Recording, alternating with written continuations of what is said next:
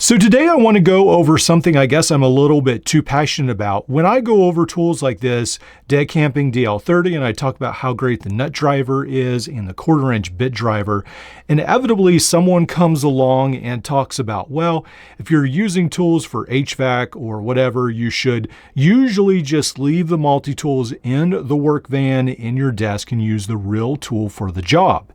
And I'm not a fan of that, because I think there is a lot of value in multi-tools. Now, I do think this comes down to two parts. I think the first part is, I do agree with that to some extent, because I feel like multi-tools over the past years have less and less identified with the trades, and I think they're becoming more like EDC premium items. So I do agree with that, but if done right, the multi-tool definitely should earn a place in every technician's tool bag. So in the past, multi-tool, I think, was replaced, or basically was something like this: the adjustable wrench, where you didn't have to carry a ton of wrenches with you. This one right here is in pretty bad shape. I need to oil this one up. But anyway, you get the idea. A small wrench that could do work with multiple nuts and bolts, because, it was multitasking, right? And so then we think of the needle nose pliers. So they were not just pliers, they also had wire cutters as well. They could sort of do multi-jobs. And so that was something that people in the trades kept with them, both these items. And then the screwdriver. So some of these small pocket screwdrivers, like this one from Tradesman, that's still used in the field. Different people use this. Now it's been supplanted by like Klein's multi-bit driver, like this one right here. A lot of times people use this instead, but there's still that idea of a small pocketable tool does hold a lot of value for technicians in the field. And I think that's where we are right now in the market, where these tools right here are pretty much in the trades. They have become the multi-tools of the trades market. So increasingly there's different wire stripping, also, fairly large pliers at the end. So Milwaukee has a version like this. This is the cheap Husky version. Again, the Milwaukee, Klein, all kinds of different ones actually have a version of this, and they offer a lot of options, multi-tools, if you will, in one set of pliers. So I think one of the principles that when we talk about the trades is the tool needs to be pretty much the same size as the original, just offer a lot more value. And I think perhaps that's to some extent where multi-tools have fallen behind from Leatherman and some other companies. So now Klein has just really been hitting it out of the park. Again, they have their 16-in-1, they've got their 20-in-1, 30-in-1, 40-in-1, whatever it is. They've got a ton of different nut driver attachments. They've got ratcheting attachments. They've got almost everything you can imagine from a screwdriver. And I mean, when I go to work, this is the rage. Have you seen my new Klein screwdriver? This is what technicians are excited about. They're not excited about a Leatherman. They're excited about a Klein screwdriver. And so I think multi-tools, Gerber, Leatherman, SOG, if they want to be in the game, have a lot of catching up to do. And I think to some extent they've just written off the trades, which is unfortunate. So even Milwaukee, again, with their the fastback, this utility knife, and the screwdriver does have bottle cap opener and rope cutter and so forth. But anyway, this, again, a lot of people carry this in the fields as well. So, and I have talked about this before, but I think it's worth revisiting and looking at some of the options out there and what needs to change really in the field. Now, some years ago, Craftsman actually put out a multi-head system, which I think is pretty cool. And it's been a while since I played with this actually, but you can pop this up like so, and actually the plier head comes out of the handle. So again, it's been a little while since I messed with this, but this is the Craftsman. This is the 44888. And this is really unique, even though it was designed in China. It has these snaps right here, which you can snap the head into place, take the head out. If you don't want this blunt head, you can put in the needle nose version like this right here, snap this back into place, and you're ready to go. And I think that is a really cool option there. I think it's the best multi-head system I've actually seen to date, and very, very cool. So I think this is one way that someone could design something like this with tools in the handles, maybe full size, maybe it doesn't fold up. I know that's not popular with the mass market, but with technicians, that might be something that's viable. So let's look at some of definitely more the work-related tools that maybe should come back or people should think about. Now, unfortunately, Leatherman just discontinued the crunch.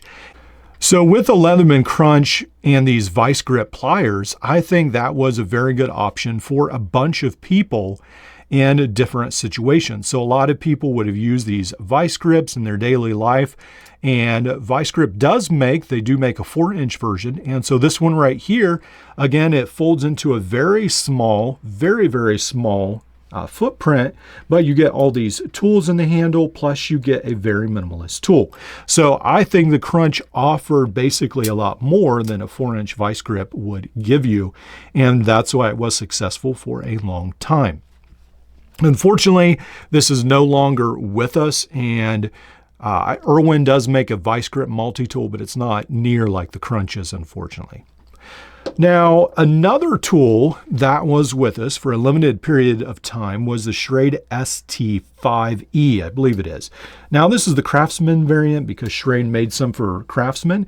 And one of the very cool things about this was it didn't have just a 1/4-inch driver. It had actually a 5/16 nut driver as well, which is very, very cool. You don't see this on any multi-tools at the present. The Black Force from Klein's multi-tool, the Blackfire, I guess it was, that was the last one that I know of that had this nut driver on it, the 5/16 as well. And that's huge for the HVAC field. This also had the slip joint pliers.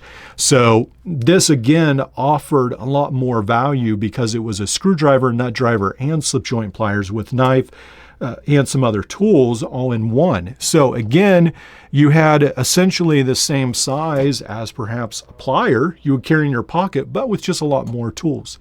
And so I think we need more tools like this. And there's a couple ways to actually help technicians know they exist, I think, as well. So when we talk about today, and this is one of the other tools from the past, this is a gun-based tool, but the multitasker, this one right here had very beefy tools on it. I just brought it in here just to show this is an excellent tool right here. And if they had made this a little bit more general use, I think it might have caught on a little bit, but it was definitely more of a premium tool, and even used, you may have to spend $200 to get one of these because, you know, they have G10 scales rather, handle scales, and they're just made very well. So basically on par, I would say, with Leatherman.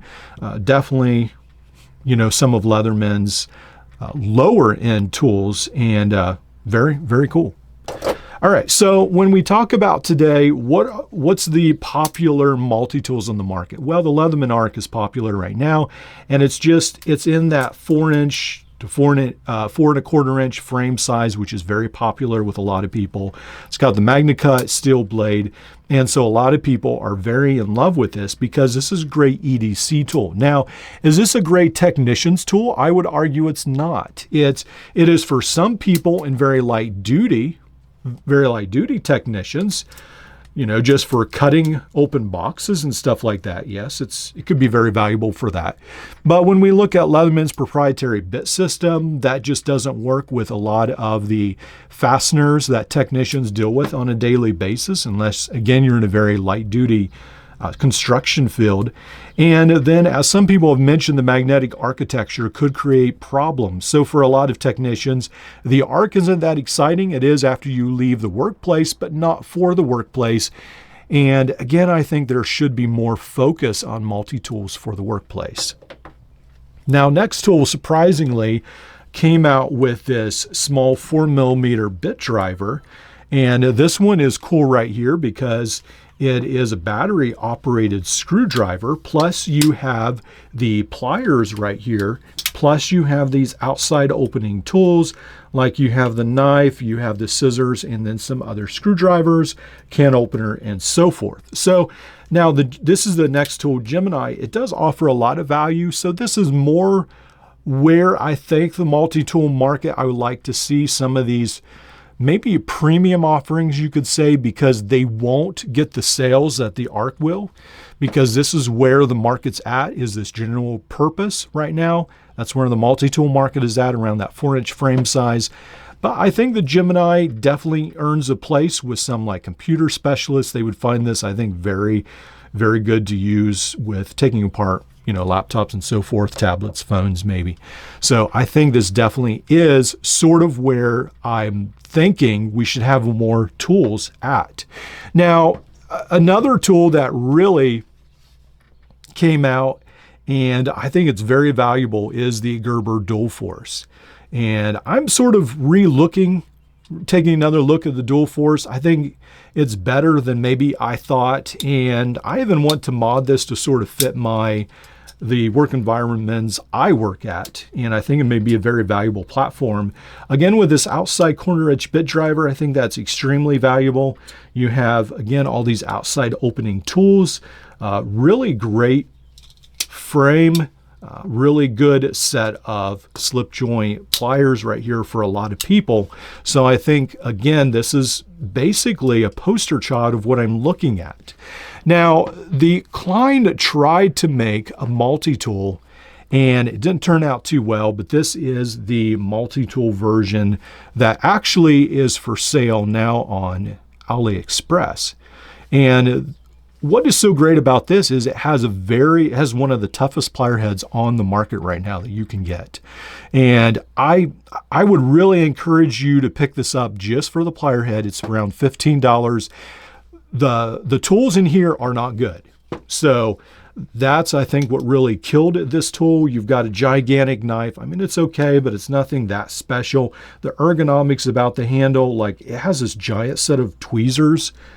I mean, in the field, yes, you need to pull splinters out of your hands sometimes, but a lot of times we do that with our needle nose pliers, at least I do.